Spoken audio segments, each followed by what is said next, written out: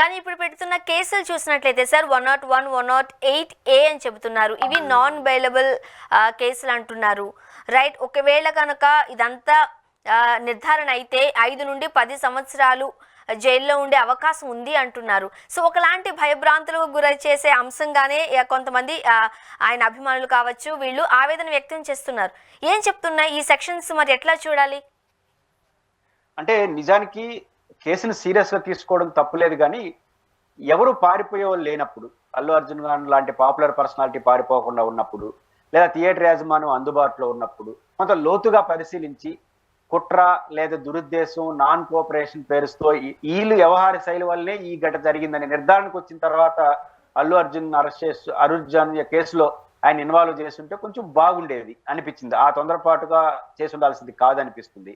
రెండో అంశం, మీరు అన్నట్టు 7 ఏళ్ళు పైన జైలు శిక్ష పడే కేసుకు మాత్రమే బెయిలబుల్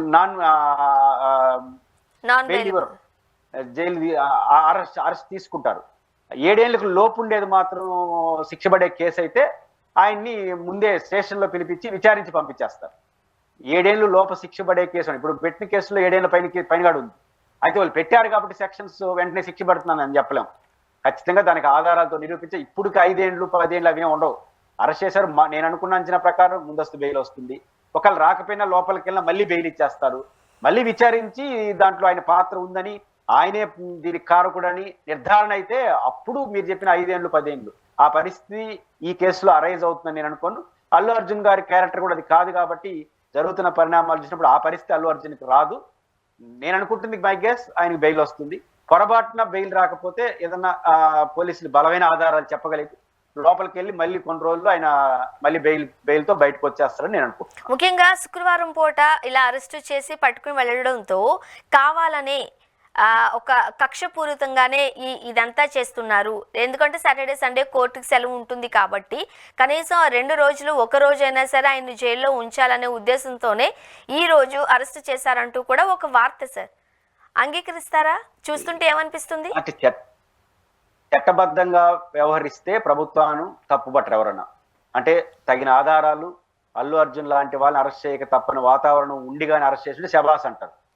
ఎందుకంటే అంత పాపులర్ పర్సనాలిటీని కూడా చట్టం ముందు సమానంగా చేసినారని.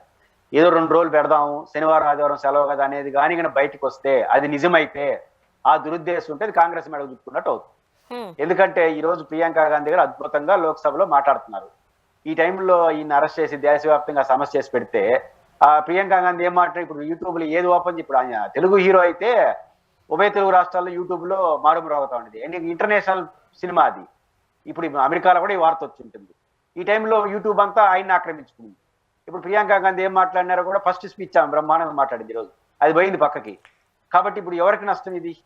కాబట్టి దురుద్దేశంతో చేస్తుంటే అది కాంగ్రెస్ మెడకు చుట్టుకుంటుంది, పర్ఫెక్ట్ గా చేస్తుంటే గౌరవప్రదమైన పేరు వస్తుంది. సో ఇప్పుడే మనకి అందుతున్న న్యూస్, బ్రేకింగ్ న్యూస్ అనొచ్చు, 14 రోజులు రిమాండ్ విధించింది అంటూ కూడా వార్త వస్తుంది. సార్ నేచురల్ గా కోర్టుకు హాజరుపరిచిన వెంటనే రిమాండ్ అంటారు.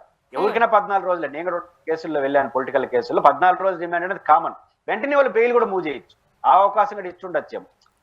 రిమాండ్ అనగానే బెయిల్ మూవ్ చేయొచ్చు, ఆ బెయిల్ ని యాక్సెప్ట్ చేయొచ్చు. రిమాండ్ క్యాష్ పిటిషన్ కాదు కదా, అక్కడ వేసి లేదు, హైకోర్టులో క్యాష్ పిటిషన్ నడుతా ఉంది. కాబట్టి రిమాండ్ అనగానే వెంటనే బెయిల్ మూవ్ చేయొచ్చు, బెయిల్ వెంటనే కూడా యాక్సెప్ట్ చేయొచ్చు కోర్టు.